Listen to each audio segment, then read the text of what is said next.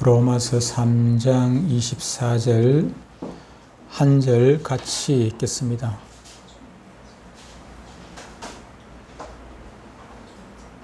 같이 읽습니다. 시작. 그리스도 예수 안에 있는 속량으로 말미암아 하나님의 은혜로 값없이 의롭다 하심을 얻은 자 되었느니라. 아멘. 제가 한 번 더 읽겠습니다. 그리스도 예수 안에 있는 속량으로 말미암아 하나님의 은혜로 값없이 의롭다 하심을 얻은 자 되었느니라. 오늘 말씀의 제목은 이신칭의입니다. 이신칭의. 제가 이런저런 사정으로 2주간을 설교를 못했습니다. 서울에 한번 다녀오고 또 지난주는 코로나 때문에 설교를 하지 못했죠. 2주 전에 그 소교리 문답 31문 강해로 효력 있는 부르심이라는 제목으로 우리가 효력 있는 부르심으로 말미암아 예수님을 믿게 되었다는 것입니다. 많은 사람들이 부르심 가운데 교회에 나오기도 하죠. 우리 내동교회 같은 경우도 개척하고 지금 12년째가 되었습니다만은 그동안 수많은 사람들이 우리 교회에 왔었지요. 그런데 그들이 다 예수 믿은 것이 아니라 그 중에 일부만 예수 믿게 되었고 또 앞으로 어떻게 될지는 알 수가 없어요. 그들이 지금은 교회 안 나지만 앞으로 또 교회 나올지 예수 믿게 될지 그건 모르겠습니다만은 어른들뿐만 아니라 특히 우리 아이들 같은 경우에는 수많은 아이들이 우리 교회를 거쳐갔습니다만은 지금은 어느 곳에서 정말 예수를 믿고 있는지 안 믿고 있는지 모를 일입니다만은 그러나 중요한 것은 그 많은 사람들 중에 효력 있는 부르심이 있고 효력이 없는 부르심이 있더라는 것입니다. 저와 여러분들이 이 자리에 앉아서 예배를 드리고 있고 예수님을 나의 구주로 영접하고 하나님 은혜에 감사하고 찬양하고 영광 돌리는 것은 우리가 우리의 공로로 예수 믿게 된 것이 아니라 100% 하나님의 은혜, 하나님의 효력 있는 부르심으로 말미암아 우리가 그 부르심에 응답을 하게 되고 예수님을 영접하게 되었다 하는 것을 말씀을 지지난주에 2주 전에 했던 것입니다. 그런데 로마서 8장 30절에서는 이렇게 말씀을 하고 있습니다. 로마서 8장 30절에 또 미리 정하신 그들을 또한 부르시고 부르신 그들을 또한 의롭다 하시고 그렇게 말씀을 하고 있습니다. 이것을 부르신 그들을 의롭다 하셨다 했습니다. 부르신 그들을 효력 있게 부르신 그들을 효력이 없는 것 말고 효력 있게 부르신 그들을 의롭다 하셨다 했습니다. 이것을 신학적으로 칭의다 이렇게 말씀을 하는 것입니다. 오늘은 소교리 문답 32문과 33문을 중심으로 해서 효력 있는 부르심의 결과로 그 결과로 우리에게 나타나는 나타나는 그 변화가 어떤 것인지를 살펴보려고 합니다. 사람들마다 가지고 있는 가치관이 다르기도 하지요. 어떤 사람은 돈에다가 최고의 가치를 둡니다. 그래서 평생 돈 하다가 그렇게 죽을 때까지 돈 하지. 어떤 사람은 정치를 하면서 권력에다가 가치관을 두고 권력을 붙잡기 위해 가지고 몸부림치는 것을 보게 됩니다. 그러나 또 어떤 사람은 명예에다가 사람은 죽어서 이름을 남긴다. 호랑이는 죽어서 가족을 남기지만은 사람은 죽어서 이름을 남긴다. 그러면서 명예에다가 온통 가치를 두고 살아가는 사람이 있습니다. 그러나 어떤 사람은 또 가족들에게 부모라 하면은 그냥 아버지라 하면은 어머니라 하면은 그냥 만사일 다 적혀놓고 그 일에 그냥 매이하기도 합니다. 물론 중요하죠. 가족들, 부모뿐만 아니라 처자식들, 가족들이 얼마나 소중합니까? 그래서 가족들 때문에 돈을 벌기도 하고 가족들 때문에 심지어 목숨을 잃기도 하고 그렇게 하는 사람이 있기도 하지요. 다 돈도 소중하고 권력도 명예도 다 소중합니다. 소중하지만은 그러나 그런 것들보다 더 중요한 정도가 아니라 비교할 수 없을 정도로 중요한 관계가 하나 있습니다. 그것은 바로 나와 하나님과의 관계입니다. 나와 하나님과의 관계가 어떤 상태에 놓여 있는가 하는 이 질문이 우리 지생들에게 있어서 가장 중요한 질문이 될 것입니다. 왜 그렇습니까? 왜냐하면 하나님은 이 천지 만물을 창조하신 온 우주의 주인이십니다. 왕이십니다. 최고 권력자이십니다. 그래서 하나님과의 올바른 주종 관계를 갖고 있는 사람은 영원토록 안전과 행복이 보장이 되는 것입니다. 그러나 우리가 물질의 소유를 아무리 풍족하게 가지고 있다 할지라도, 누리고 있다 할지라도, 또 부모와 자식과의 관계, 가족 관계가 아무리 좋다 할지라도, 이웃과의 관계가 아무리 좋다 할지라도, 정치적으로 성공했다 할지라도, 하나님과의 관계가 원만하지 못한다면은 그는 여전히 저주와 진노 가운데 놓인 죄인일 뿐인 것입니다. 그런데 우리가 하나님과의 관계를, 바른 관계를 맺기 위해 가지고는 두 가지 문제를 짚고 넘어가야 합니다. 하나는 나의 죄가 어떻게 용서받을 수 있는가 하는 것입니다. 나의 죄가 어떻게 용서받을 수 있는가 하는 그 문제를 우리가 해결하지 않으면, 그리고 그보다 더 먼저는 하나님의 말씀대로 우리가 순종함으로 말미암아, 우리가 어떻게 죄 가운데 거하지 아니하고 살 수 있는가 하는 것을 우리는 먼저 생각을 해 보아야 하는 것입니다. 그렇습니다. 이 두 가지 문제를 해결하지 아니하고는 우리는 절대로 평안할 수도 없고 이 세상에서 행복하게 살 수도 행복을 누릴 수도 없는 것입니다. 아무리 돈이 많은들 이 죄 문제를 해결하지 못하면, 하나님과 관계가 원만하지 못한다면 이것은 아무런 의미가 없는 것 아니겠습니까? 오늘 말씀의 제목인 이신칭의는 기독교 신앙의 중심이자 핵심이 되는 가장 기초적인 그런 교리입니다. 이신칭의의 진리를 바르게 알면은 정상적인 그리스도인이 될 수 있는 것이고, 그런데 교회를 수십 년, 평생을 다녔다 할지라도 이 이신칭의 진리를 제대로 깨닫지 못하고 살아가는 사람이라면은 정상적인 그리스도인의 삶을 살 수가 없는 것입니다. 그렇다면 칭의란 무엇입니까? 칭의의 핵심은 은혜에 있습니다. 은혜. 그리고 이 칭의라는 말은 두 가지 내용을 포함을 하고 있습니다. 하나는 우리 죄를 용서해 주시는 것이고, 다른 하나는 하나님께서 우리를 의롭다 여겨주시는 선포에 있습니다.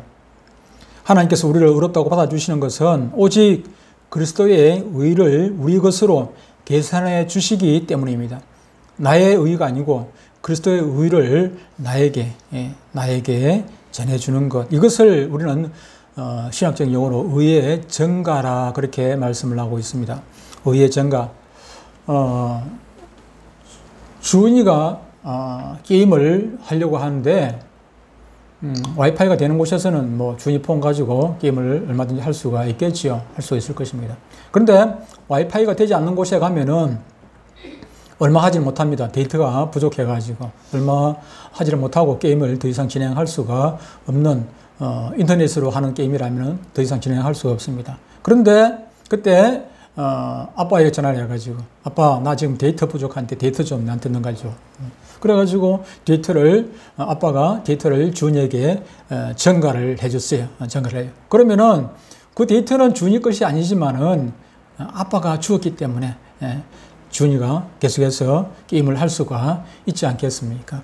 마찬가지로 이 의라는 것이, 우리 자체는 의라는 것이 있을 수도 없고 가질 수도 없습니다. 그럼에도 불구하고 우리가 의인이 되는 것은, 될 수 있는 것은 그 의 자체인 예수 그리스도께서 우리에게 그 의를 우리에게 전가를 시켜 주셨기 때문에 그 의가 나의 의가 되어 가지고 우리가 의인이 된다 하는 것입니다. 그리고 이와 같이 의의 전가로 얻게 되는 하나님의 은혜는 오직 무엇으로? 믿음으로만 받을 수가 있습니다. 우리의 행위와 노력이 아니라 오직 믿음으로 받습니다. 이신칭의의 진리를 우리 교회사에서 가장 분명하고 확고하게 발견을 해서 자기 삶 속에 크게 체험한 사람이 있는데 그가 바로 종교개혁자 마틴 루터입니다. 그가 이 이신칭의의 복음을 발견한 것이 불씨가 되어서 종교개혁의 불길이 타오르게 되었던 것입니다. 부패와 타락으로 오염된 중세시대에 이신칭의의 복음은 진리의 보화를 발견한 아주 대사건이었습니다. 이를 통해 낙원에 들어간 것 같은 큰 은혜를 경험한 루터의 삶에도 혁명적인 변화가 일어났습니다. 이신칭의의 놀라운 진리의 복음이 선포되자 사람들은 이 말씀을 듣고 놀라움을 금치 못했죠. 그래서 사람이 모이기 시작하게 된 것입니다. 그렇게 해서 사람이 모여서 이루어지게 된 것이 소위 말하는 개신교입니다. 개신교가 바로 이 이신칭의 진리 가운데서, 이 교리 가운데서 시작이 되었다고 할 수가 있을 것입니다. 종교개혁 시대는 이것을 복음의 진수라고 불렀습니다.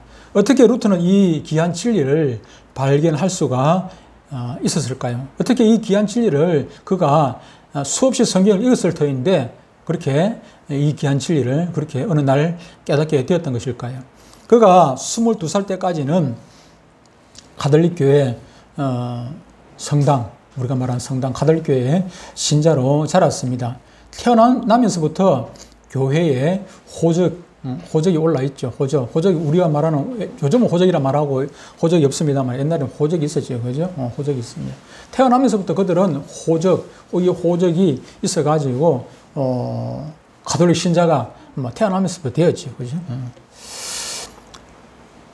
그래서 그는 태어나면서부터 가톨릭 신자가 되었고, 그렇게 자라오면서 당연히 하나님과의 바른 관계가 정립이 되어 있다고 생각을 했고 또 그렇게 평범하게 그렇게 살아왔습니다. 그러던 어느 날 친구와 같이 두 사람이 나란히 길을 걸어가는데 벼락이 떨어져가지고 옆에 갔던 친구가 그냥 벼락에 맞아서 죽게 되는 그런 사건이 있게 됩니다. 이 사건을 통해 가지고 이 루터가 심각한 고민에 빠지게 되는 것입니다. 이 친구가 자기는 똑같이 가면서 벼락을 맞았는데 자기가 이 친구보다 더 잘 믿고 뭔가 다른 게 있어가지고 벼락을 안 맞은 것이 아니지 않습니까? 이 친구가 뭔가 죄를 루터보다 많이 지어가지고 벼락을 맞은 것도 또한 아니거든요. 그 이후 루터는 인생에 대해 진지하게 고민하게 되었습니다. 하나님과의 관계에 대해 그리고 자신의 구원 문제에 대해 절박함을 느끼게 되었습니다. 이후 루터는 그때까지 공부하던 법률 공부를 열심히 공부를 해가지고 그는 큰 돈을 벌어보겠다고 그렇게 생각을 하고 공부를 하고 있었는데 이 구원의 문제에 대해서 심각하게 고민하면서부터 이 법률 공부를 포기를 하게 되었던 것입니다. 결국 그는 이 구원의 문제, 자신의 영혼 문제를 해결하기 위해 수도원에 들어가게 됩니다. 그리고 열심을 다해서 하나님이 원하는 그 수준에 도달하기 위해 가지고 수행을 하게 되죠. 모든 일을 다 했습니다. 하나님께서 원하시는 의의 상태에 이르기 위해 극심한 고행 그리고 철저한 경거 생활에 몰두를 했습니다. 그럼에도 그는 이 하나님께서 원하시는 의의 상태에 이르지 못하고 그는 아무런 평안도 아무런 만족도 가질 수가 없었습니다. 그러던 어느 날 위대한 교부인 어거스틴의 책을 접하게 되었습니다. 그리고 점점 인간의 행위와 하나님의 은혜에 대해 많은 생각을 갖게 되었습니다. 그 후 로마서를 연구하고 가르치는 신학 교수로 재직하던 시절 루터는 새로운 진리를 깨닫게 되었습니다. 이제까지 루터는 로마서 1장 17절 이 말씀을 곡해를 하고 있었던 것입니다. 같이 한번 읽어보겠습니다. 로마서 1장 17절입니다. 같이 읽습니다. 시작. 복음에는 하나님의 의가 나타나서 믿음으로 믿음에 이르게 하나니 기록된 바 오직 의인은 믿음으로 말미암아 살리라 함과 같으니라. 아멘. 여기에서 복음에는 하나님의 의가 나타나서 그랬는데 여기서 하나님의 의, 이 의를 루터는 공의라고 생각했습니다. 공의는 무엇입니까? 법대로입니다. 법대로. 그죠? 죄 지은 사람은 죽는다는 것이 하나님의 공의가 아니겠습니까?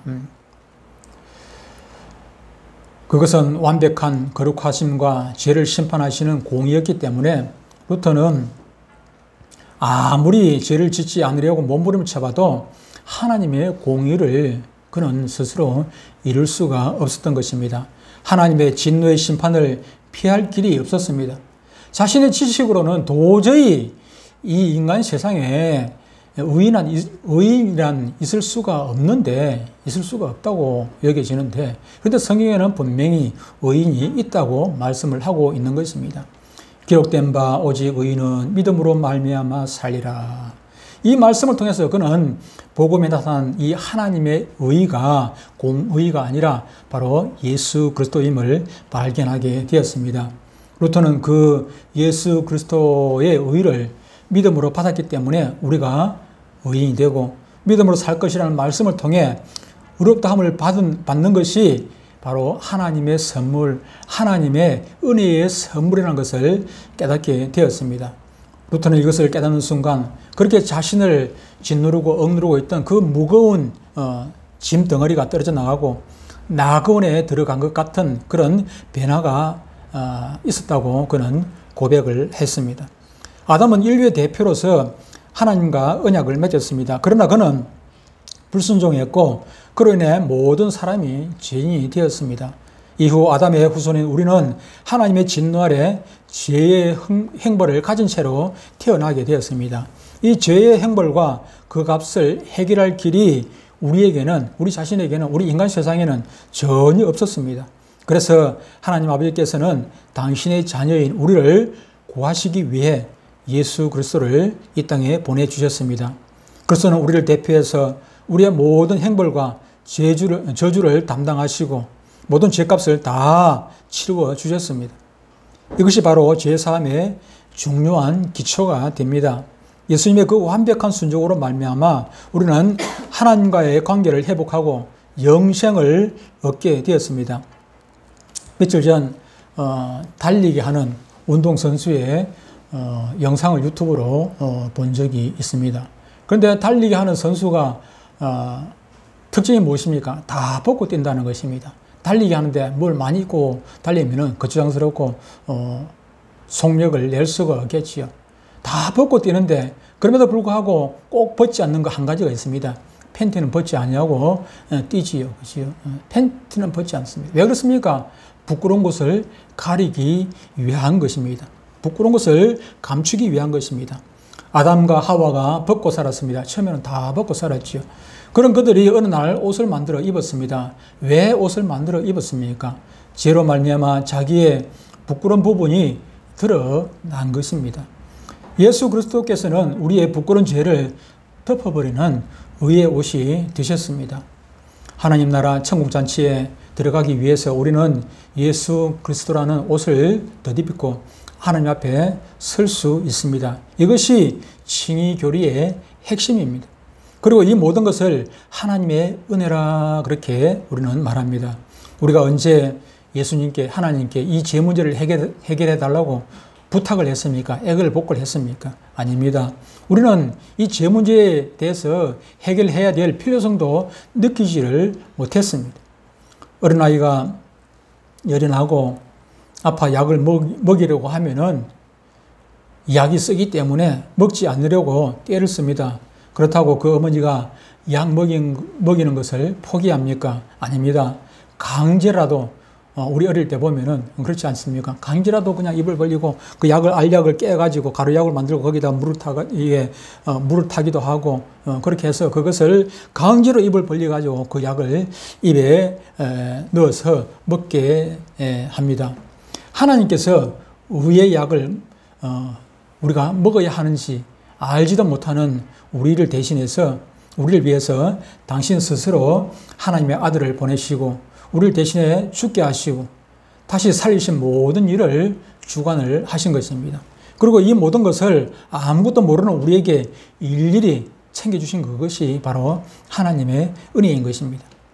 그리고 이런 하나님의 은혜로운 행위는 믿음이라는 그릇으로 말미암아 우리에게 전달이 되어집니다. 우리가 얻어지게 되는 것입니다. 믿음으로 말미암는다는 말이 무슨 말입니까?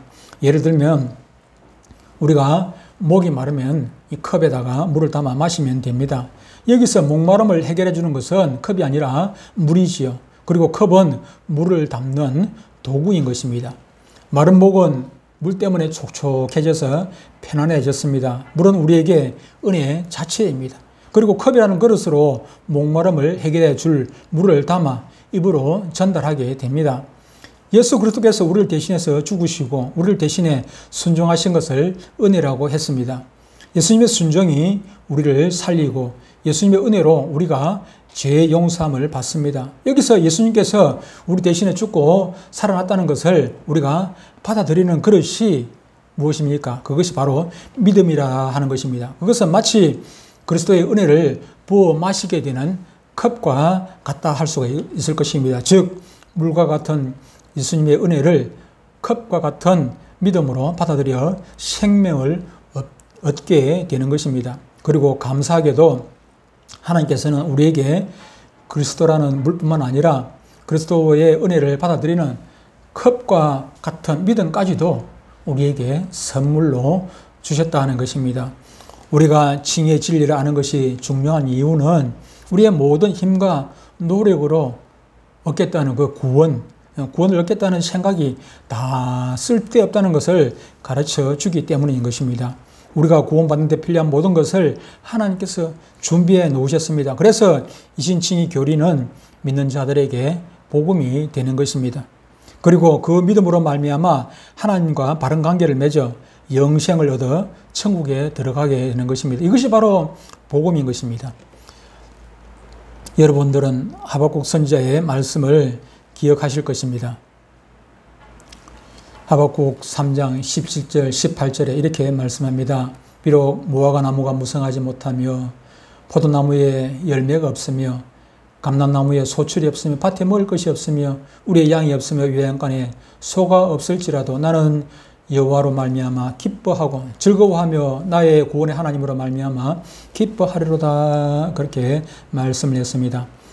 밭에 나가보니 무화과 나무가 바짝 말라있고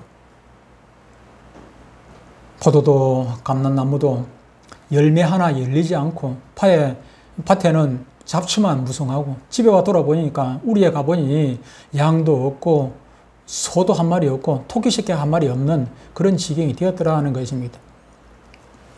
정말 부도가 나고 쫄딱망에 아무런 소망도 없이 허우적거릴 그때에 하박국 선지자가 뭐라고 얘기를 합니까? 뭐 어때? 밭에 소출이 없으면 어때? 외양간에 소가 양이 없으면 어때? 집에 뭐 오늘 저녁 단장 먹을 때거리가 없으면 어때? 나의 하나님 한 분 계시면 그만이지. 나는 하나님, 나와 함께 하시는 하나님 그분으로 말미암아 때거리가 없어도 오늘 단장 굶어 죽어도 나는 기뻐하고 즐거워하고 내 기쁨을 잃지 않겠다 하는 것이 바로 하박국 선지자의 고백이고 오늘 21세기 믿음으로 살아가는 저와 여러분들의 고백이 되어야 할 것입니다.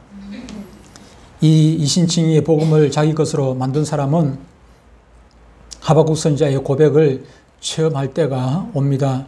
그래서 이 세상의 고통과 고난을 이기도록 부도났던 것이 회복이 되고 잃어버린 모든 것이 다시 찾게 되는 그런 내 삶의 환경이 바뀌어서가 아니라 이신칭의 복음을 깨닫고 나니 어떤 환경과 역경 속에서도 기쁨이 변함이 없는 것입니다. 있어도 그것 때문에 있는 것 때문에 즐거워하는 것이 아니기 때문에 있는 것 때문에 하나님 때문에 즐거워하는 것이기 때문에 내 즐거움이라는 것이 하나님 때문에 즐거워하는 것이기 때문에 돈이 있어도 없어도 내 기쁨은 변함이 없는 것입니다. 내 기쁨이 권세 때문이라면은, 권력 때문이라면은, 권력이 있을 때는 기쁨이 있고, 권력이 떠나가고 나면은 이 기쁨이 사라져버리겠지만은, 그러나 내 기쁨이 하나님 때문에 있는 기쁨이기 때문에 권력이 있든 없든 상관이 없죠. 내 기쁨이 건강 때문이었다면은 건강이 있을 때는 기쁨이 있고 건강 잃어버리고 나면은 이 기쁨이 사라져버리겠지만은 내가 가진 기쁨이라는 것은 즐거움이라는 것은 하나님 때문에 말미암은 기쁨이기 때문에 건강이 있든 없든 여전히 나에게는 그 기쁨이 변함없이 존재하고 있다 하는 것이죠. 그러므로 진짜 그리스도인들은 이 땅에서 불신자들과 똑같이 힘들고 아니 불신자들보다 더 힘들고 고통스럽다 할지라도 절대로 절망하지 않는 것이지요.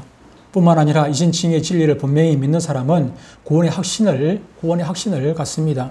우리의 소망은 이 땅이 아닌 하나님 나라에 있습니다. 그리스도를 믿는 확고한 믿음을 가진 사람들에게는 언제든 주님의 품에 안길 영원한 천국으로 들어갈 소망이 있기 때문입니다.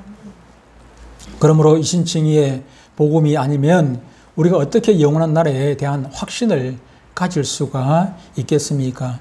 이 이신칭의의 복음이 아니고 어떻게 우리가 영생에 대한, 영원한 나라에 대한, 천국에 대한 확신을 가질 수가 있겠습니까? 다 같이 오늘 말씀의 제목을 크게 한번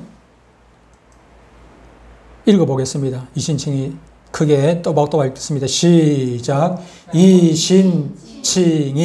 한 번 더 시작. 이신칭의. 예, 그렇습니다. 주님 앞에 가는 그날까지 여러분들이 10년을 살든 100년을 더 살든 주님 앞에 가는 그날까지 이신칭의 이 진리를 여러분 품속에 마음속에 간직하고 살아가시기를 바랍니다. 여러분, 우리는 의롭게 살려고 애를 써야 합니다. 하지만 내 자신이 의롭지 않은 것 때문에 괴로워할 필요가 없습니다. 루터가 자신이 의롭지 않기 때문에, 의롭다고 여기지 못했기 때문에 괴로워했던 것이거든요.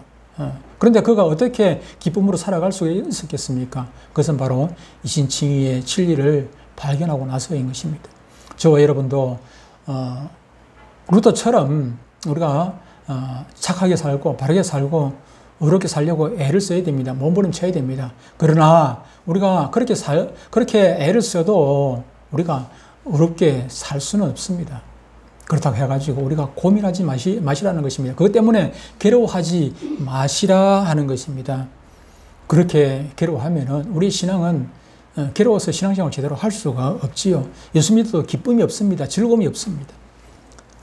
오직 의로우신 예수님과 믿음으로 연합하시기를 바랍니다. 그리고 의로우신 그리스도의 품 안에서 참 평안을 누리시는 복된 성도들이 다 되시기를 주님의 이름으로 축복합니다. 기도하겠습니다.